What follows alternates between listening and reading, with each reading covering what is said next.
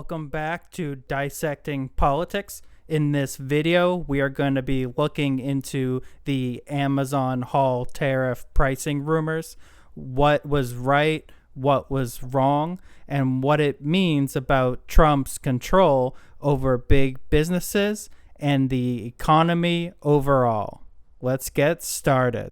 So let's do a little fact checking here. So according to reports, this was an idea that was floated by the people in charge of the Amazon haul, which is a beta version of a site to sort of compete with some of the cheaper Chinese platforms like Temu and things like that. So the idea was to have a separate price on the products on Amazon haul that would show how much of the price was included because of the tariffs on likely China or other Asian countries where a lot of their products are coming from. Let's look at Amazon haul and sort of what all of this is about, so that way we can see why this may have been something that was floated. So as you can see, it's similar to regular Amazon, but it's obviously geared more towards consumer products than some of what Amazon is geared towards. So you can see in the prices here, it's a lot lower level than some of the higher end, more expensive products that you're going to find in Amazon. So here's some charms for $2. There's some yoga straps again for $2. It's a lot of cheaper, sometimes higher bulk items that you're getting versus Amazon, which is on the lower end. So that's what Amazon haul is. A lot of it's going to be Chinese products, things like that, where I would take a guess that all of the products, most likely, maybe not all, but a very large portion, are going to be coming from China or Asia. So the tariffs are pretty much going to affect all of that, and that's probably why this idea of adding a tariff price. So let's take these microfiber towels, for instance. There would be a separate price, or part of the total price at least, a separate number that would be specifically due to the tariff. So that's sort of what's going on here with Amazon haul. If you're not aware of it, I have never heard of it before this story came out, but then when I saw it, that's when I did a little research into it. A little bit about the political ramifications of all this. So we have, Amazon floating this idea, someone getting hold of it from, I'm assuming, someone within Amazon. It could have been someone posting something on Reddit and starting that investigative process. But let's look down into sort of the response. So, companies are capable of making these decisions, but it's the reaction, to it. So we have, here we can see Caroline Leavitt, where she called it a hostile and political act. I know that there is a lot of reports that Trump's personally called Bezos to sort of figure out what was going on.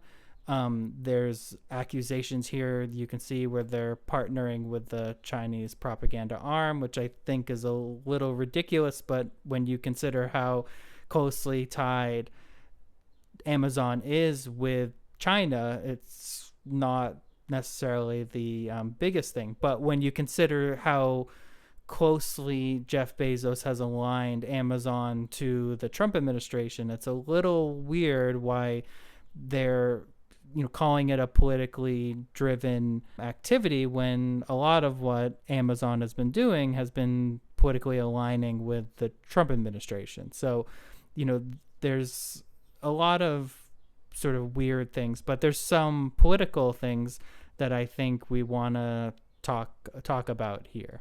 Here is a article that was updated on the 30th, where Trump calls Bezos a good guy. It's sort of where they're realigning themselves with Amazon, and it makes sense because they have sort of aligned themselves together.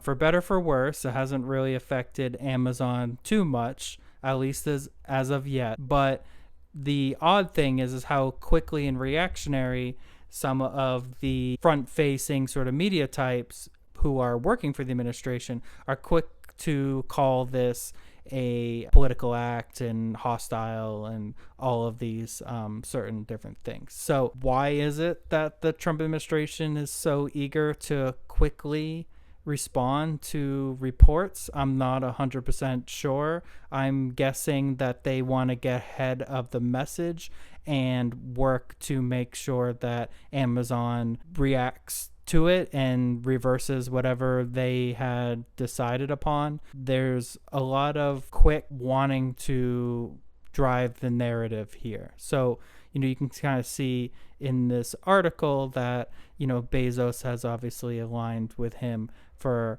a long time, but, Caroline Leavitt seems to be very on board with making sure that they're driving ahead. So it's an attempt to make sure that the Trump administration has direct impact over what is going on in the economy.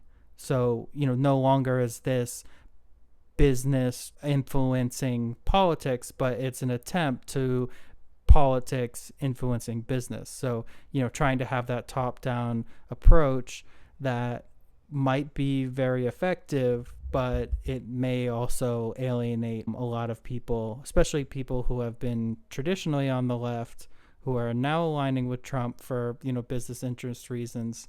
So it's kind of risky. But when you look at the Trump administration, a lot of what they do is sort of risky. So, I think it's an interesting aspect to a lot of this that we really need to think about is how much the Trump administration wants everything to flow through their administration. They don't want anything to happen that is outside.